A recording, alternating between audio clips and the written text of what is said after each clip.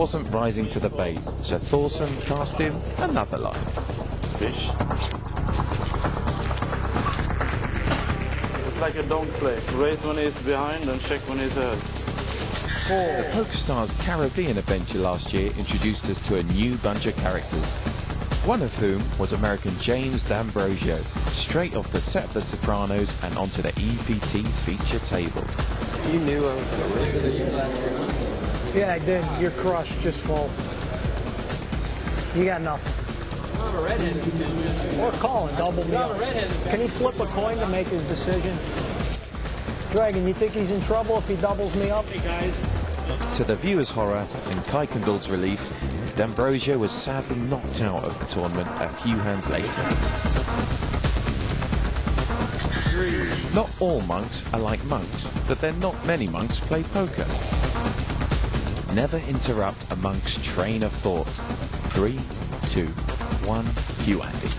Don't make comments during the hand. It's really bad, yeah? You know? I was just joking. No, but it's not a joke, yeah? You're right. It's not a joke. It's not. It's the second time you've done that, right? What? You made a comment which could influence the pot, yeah? Brother Black, enough is enough. She's no better than that, yeah? You're right. I apologize. Yeah, just don't do it again. I don't want an apology. Don't do it again. Calm her down, Andy. Calm her down.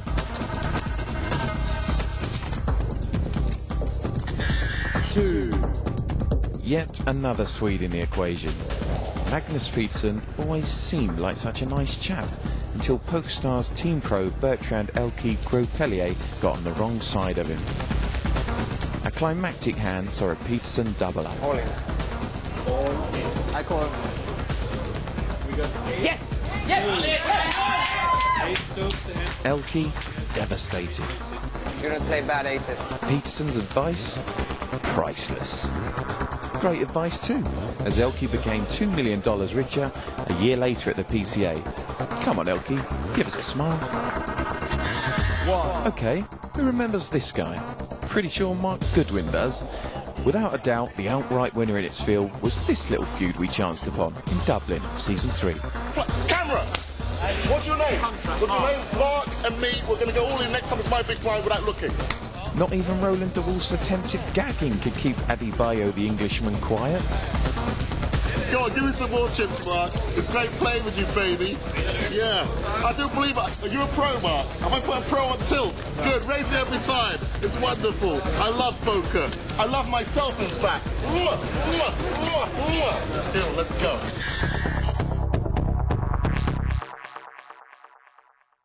Daniel Negreanu is no stranger to the final tables. Now tell me how you approach this stage of the tournament.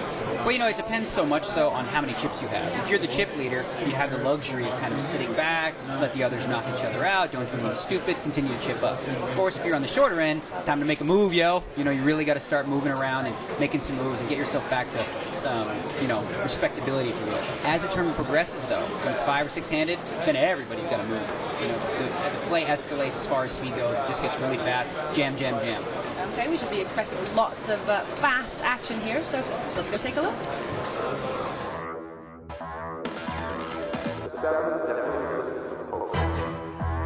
Educating the sucker. When a bad player beats you a pot on the river with a bad play, don't tell him how we should play better. Just say, nice hand. Hubris.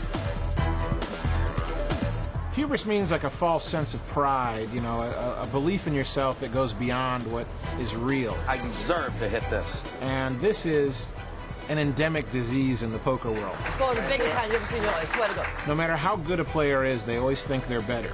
And that adds up to making mistakes at the poker table, because when you overestimate your own abilities, you're probably underestimating your opponent's. Checking to the razor. Just because somebody raised before the flop does not mean that they have aces or kings all the time. It doesn't mean that they hit the flop. Do something instead of just always, 99% of the time, check to the razor. Over celebration. There's no need to jump and dance around like an idiot. Act like you've been there before. I love the river! I love the river! Risk adversity. I call. People think they're in a tournament to prove that they can outlast someone else, but really the goal is to not only make it in the money, but to make it to the final table and have a chance to win the tournament. My deadliest sin at the poker table. It's when that guy across the table asked me to take off my sunglasses, and I just know that the reason he wants me to take off my sunglasses is because he wants to know if I'm hot. What's that have to do with poker? It's not like when I sit down at the table, I turn to the guy next to me and I'm like, hey, by the way, could you unbutton your pants? Dealer abuse. A lot of poker players think they're above the dealers or better just because they're playing poker and the dealer's on the other side pitching cards. But we have to treat everybody like a regular human being, and dealers are no different.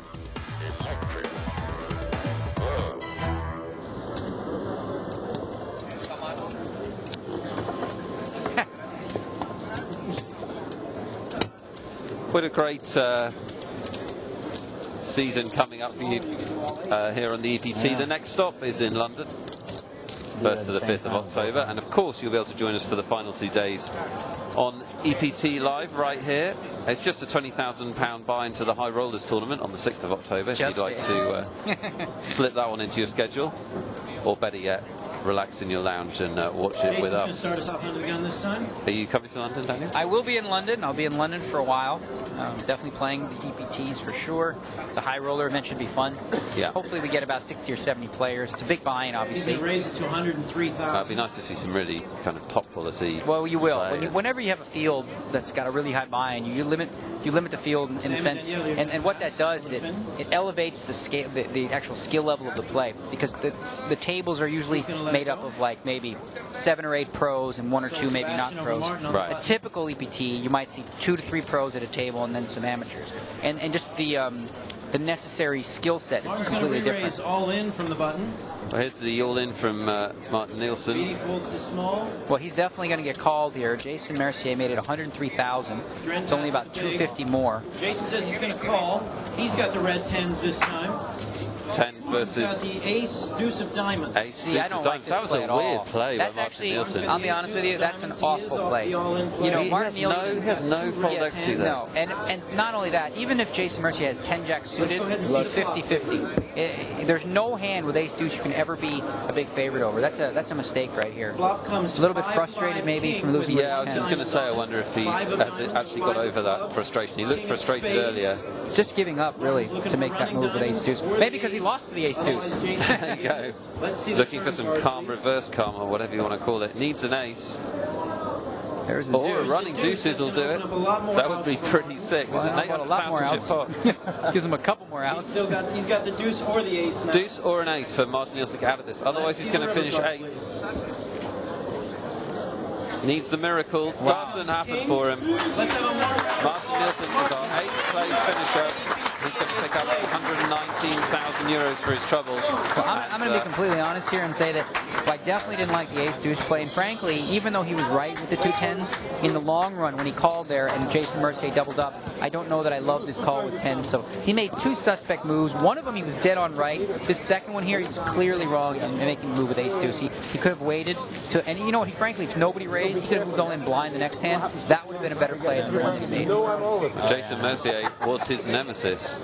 2 big confrontations. One Mercier sucked out, the other he had the best hand all the way, and his chip stack up to 1.4 million. Martin Nielsen came to this final table as one of the chip leaders. I think he might be the chip leader. He is first to leave us, and perhaps a little bit of tilt maybe on that last hand, because as Daniel said, sometimes it can be difficult to take. But for all poker players, exiting from a tournament is part and parcel of the game. With only around 10% of the initial starting field making it into the money, there's always going to be the high chance it won't be you. I usually go to the emergency room to fix my broken hand after punching the wall, but no.